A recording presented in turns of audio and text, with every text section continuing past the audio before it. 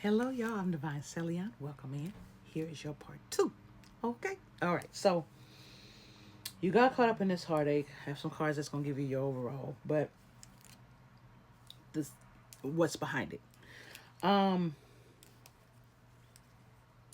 you have to be very careful in love.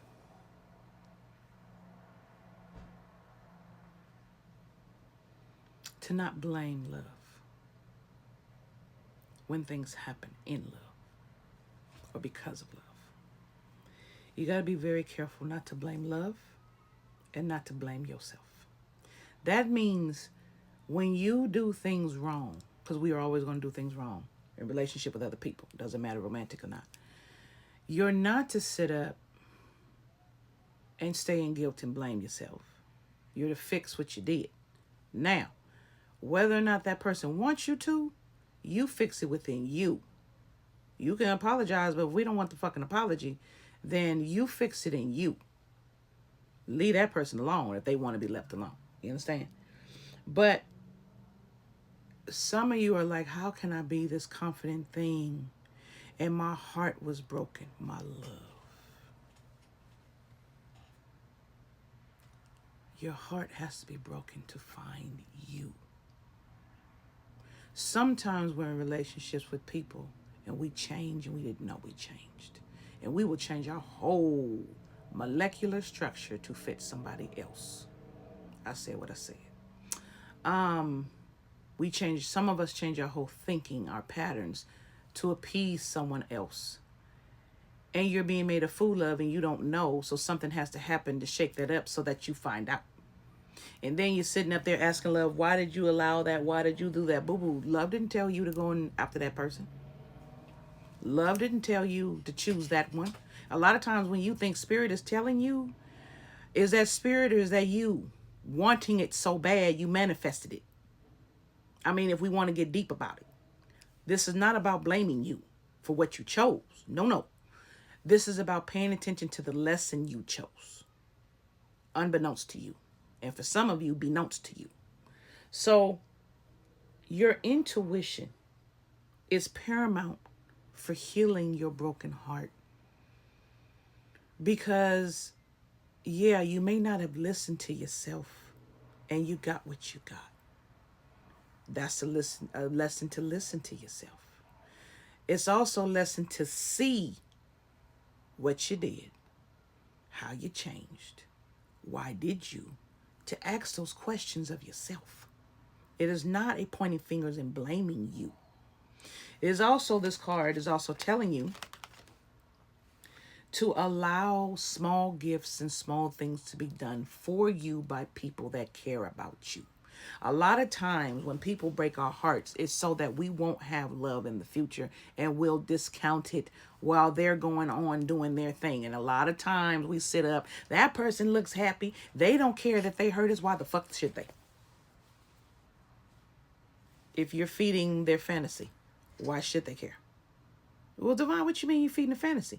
You the one sitting up mad. Let me tell you something. When I was 9 years old, I was sitting on the playground. I got into it with my best friend. And I looked. Everyone else was going around playing. I'm the only one sitting up upset, wasting my damn recess over being mad. And these folks done gone off and playing. But I'm the one that's upset. I said, oh, wait a minute. No. I'm the one that's miserable? And they're not? Oh, hell no. Letting it go. So why would they apologize to you when you posting on social media, you putting place, you sitting up there crying and boo-hooing and shit like that, letting your enemy know that they got to you? That's why I love Kelly Rowland. Why the fuck she would get out there and boo-hoo and shit to Beyonce about not making room. Bitch, make your own room. I love you, Miss Rowland. I do. You my girl. But make your own room. I'm not letting my enemies know what the fuck they did. I'm crying behind closed doors, but I'm coming out swinging. And I'm a formidable motherfucking foe. And you ain't burying me. Bitch, you thought you was. No, you're not. Same thing with Mariah Carey's sister and her family members crying and boo-hooing because they're not making a space. Listen, make your own fucking space. If you know, see, and this leads to this. If you know how the person is or was over time, and you allowed, that's why you have guilt of yourself and don't trust yourself. No. No. You don't run after them holding on to their heels. Make it better for me. Make it better for yourself. Figure out how. And then you wonder where they're still kicking you in your goddamn teeth. And you're sitting up here, and this is the part that breaks my heart because I've been here.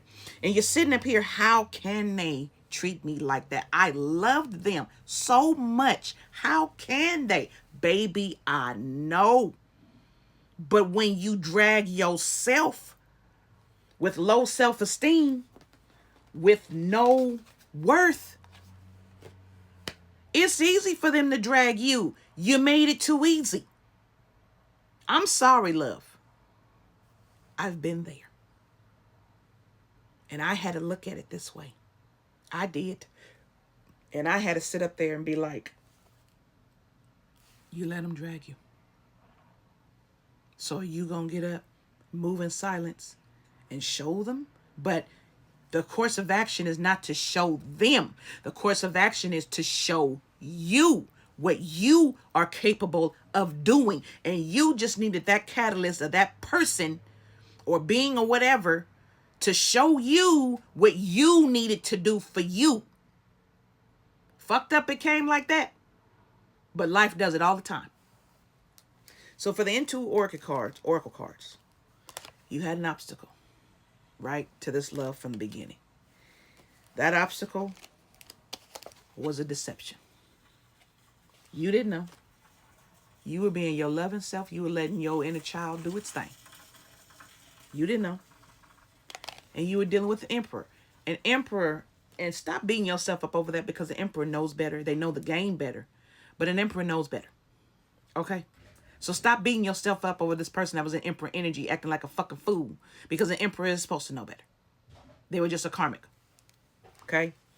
You saw through it, though. You saw through the Emperor. Do you know how big that is? Why did you see through it? Your intuition, and you had to have detachment. But you saw through it. And because you saw through it, it ended. So why are you beating yourself up if you're the one who ended this? You were the one with the love enough wherewithal to end it. Some of you are still sitting in that. How could they? How could they? I don't understand. We're going to have a part 3 on this one. You're coming out fierce like the Wolverine. But you're trading your sunflower for that broken heart. You think you got to go in between. You never stop being a sunflower just because your heart is broken. No. There's a whole nother world in you that you're not even tapping into. But the intention in which you're going to tap into it is the most important. It is the time to take inspired action. It is not the time for you to wait. And you're to allow a supportive friend or a soulmate to come in to fix that energy. Not fix you. Fix the energy. The energy to set it right. And those of you that's saying no, I'm doing it too, is not allowing the universe, to fix it and make it right. Thus, you're still sitting in this when you need to get out of it. We're going to talk about that a little bit more in part 3. All right, my love.